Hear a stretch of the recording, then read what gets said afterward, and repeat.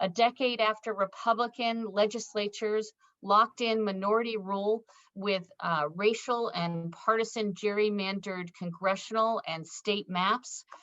8 years after the Supreme Court's disastrous decision in Shelby County that gutted the Voting Rights Act and greenlit racially discriminatory voting laws. 6 years after more than 33 million voters were purged, many of them illegally, from the voter rolls. And after 4 years of out of control disregard for our democratic norms, values, institutions, and laws by President Donald Trump, Congress is poised to pass a once-in-a-generation democracy reform package and send it to the president's desk to rebalance power for the people. H.R.1 and its companion in the Senate, S.1, the For the People Act, is so numbered because it is the top priority of the House and Senate leadership. And it's the boldest, most comprehensive democracy reform legislation that's been introduced in generations. We work with hundreds of national organizations in coalition to move this reform. And in fact, we worked on passing H.R.1, the For the People Act, in 2019, where it passed with majority support in the House of Representatives. So we work, with boots on the ground to engage in grassroots action, organizing, and mobilization. We have deep policy expertise in these issues, in part because many of the reforms that I'll talk about in a little bit are reforms that Common Cause has worked on for the past few decades to move at the state and local level. So we have concrete experience with crafting these reforms, moving them through legislatures, and also implementing them so that they are around and can make a difference at the state and local level. And I will tell you, as someone who has done this work for many years, not just in DC at the federal level, but I was a state leader at Common Cause for more than a decade, these issues are hard to pass. And that's because they take on power. They take on the power of special interests. They take on the power of incumbency.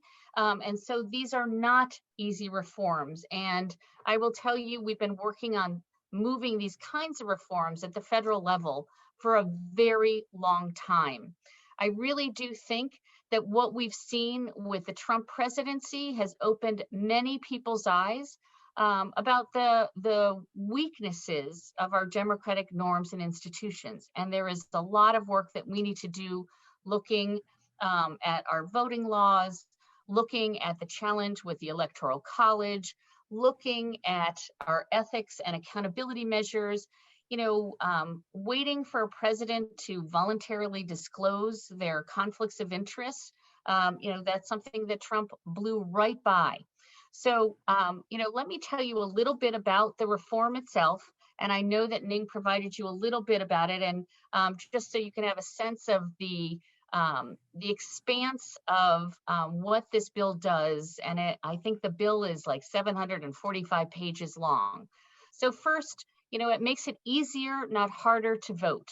It improves and expands access to the ballot box by taking aim at institutional barriers to voting. So it creates automatic voter registration across the country. Many states have passed that already, but it will add 50 million voters to the voting rolls. It ensures that people who have completed their felony sentences have their full voting rights restored.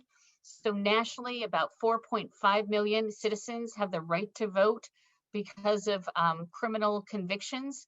And 3.2 million of those are no longer incarcerated, and they're still denied those rights. It also expands early voting, simplifies absentee voting, and modernizes voting systems. It includes same-day voter registration, online voter registration, and many common sense reforms that make a difference when we need to vote. And in particular, it's many of the reforms that we helped move last year in 2020 to ensure that people could vote safely and securely, many from their home, but also providing safe in-person options for those where vote by mail doesn't work. It also helps to build the record to restore the Voting Rights Act. And there is another bill that we support, the Voter Rights Restoration Act, that I think we'll be seeing, later in the summer, because Congress needs to hold hearings about what they saw during the election. It will prohibit voter roll purges and end racial and partisan gerrymandering to prevent politicians from rigging the rules to pick their own voters, to really silence the voice of voters in gerrymandered districts, which we have seen, in states across the country. It also ensures election security. So it ensures that we don't have federal interference, that there is widespread voter security, that states have machines that have paper ballots, that there are audits, so they are looking at those ballots. And you may remember Chris Krebs talking during the election that this has been, this past year, 2020, the safest election in our history. And he credits the work of having machines with paper ballots and audits in place. And you may remember a risk limiting audit that was put in place in Georgia, where they hand counted every single ballot and credited that work. And that's something Common Cause has been working on since early 2000s. It also there is also provisions in the bill for a national strategy to protect U.S. democratic institutions, and also have oversight over election vendors and their software.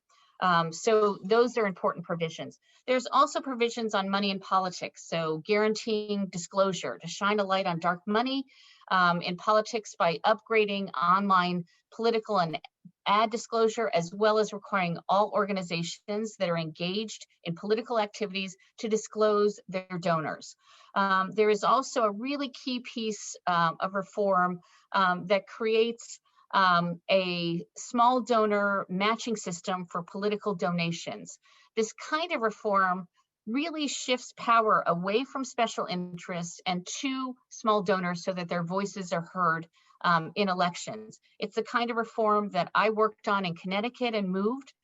It does several things. One, it gives the ability for new candidate emergence so that we can have people that serve in state legislatures and Congress to represent people. They don't have to be wealthy or connected to wealthy special interests to run for office.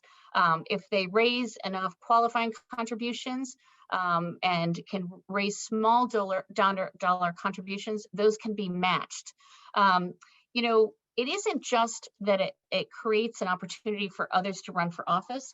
Candidates run for office differently. They are not going dialing for dollars from special interests who want something in return once they're elected.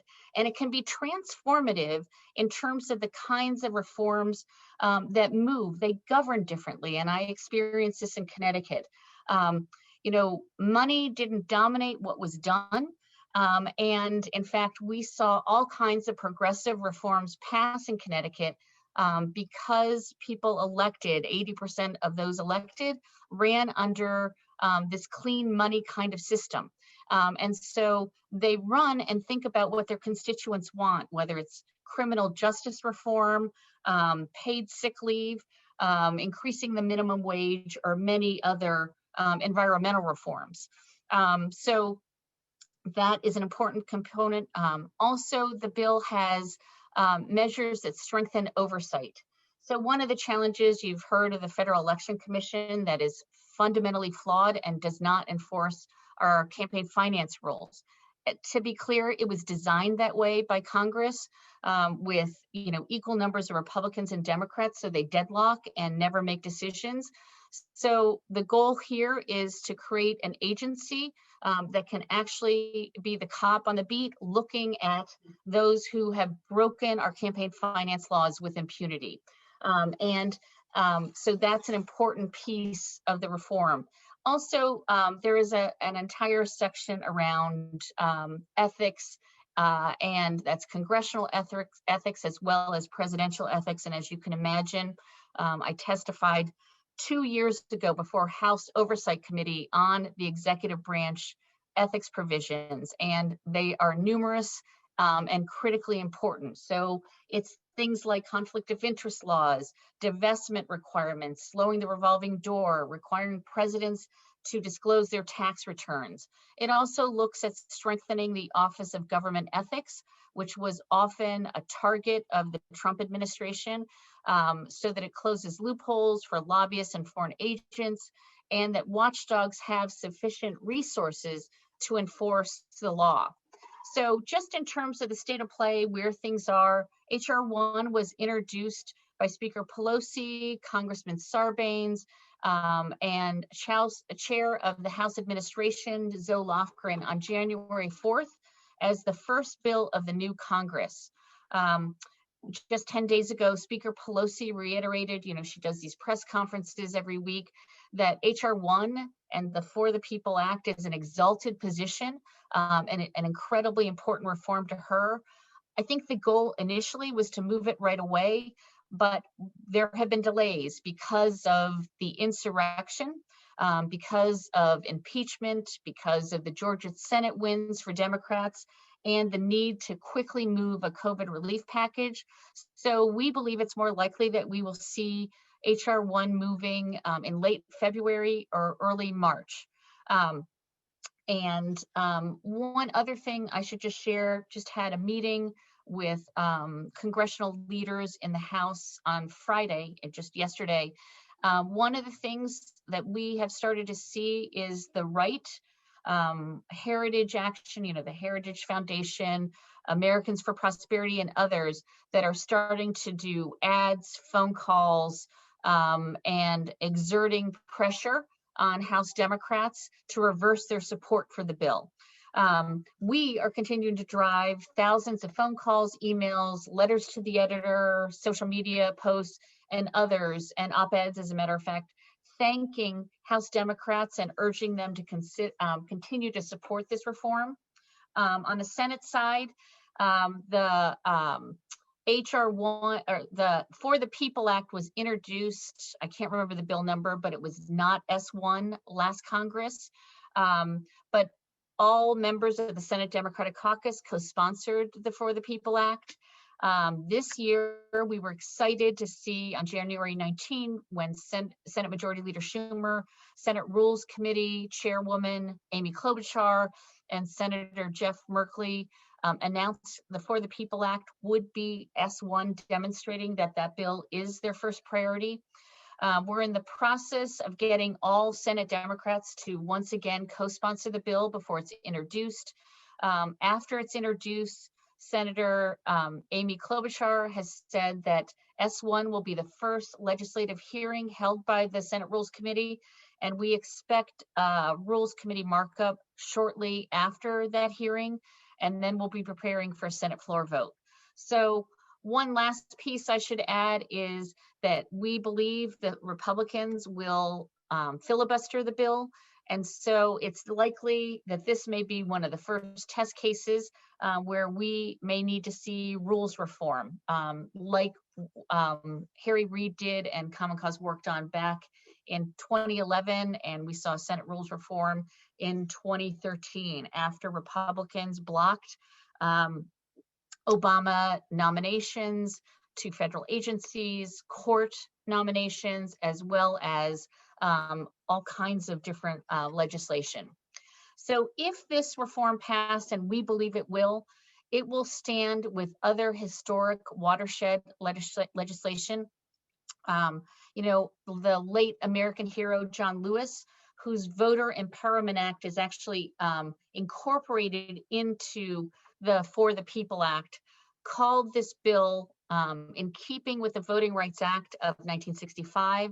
And he said, with this bill, we'll demonstrate that the House is with the people, and we will choose the side of fairness, equality, and justice over special interests every time, and we will do it. So it is our goal to pass For the People Act and then move, once there are hearings on the John Lewis Voting Rights Act, which is H.R. 4, to include a new formula that can look at racial discrimination in different districts, and so that we can restore the strength of the Voting Rights Act. And I believe that these bills will be a real transformation to voting rights and access in the US. The statehood bill, I see someone putting that also in the chat, is a DC statehood, is House Bill 51, which is another bill that's on our agenda. But if we were going to look at, in terms of a timeline, the For the People Act and the House, we believe, will move first. We will see it move to the Senate. We may need to be looking at Senate rules reform, if it is filibustered. And then my guess is the Voting Rights Act will be sometime in early summer, and DC statehood sometime shortly after that.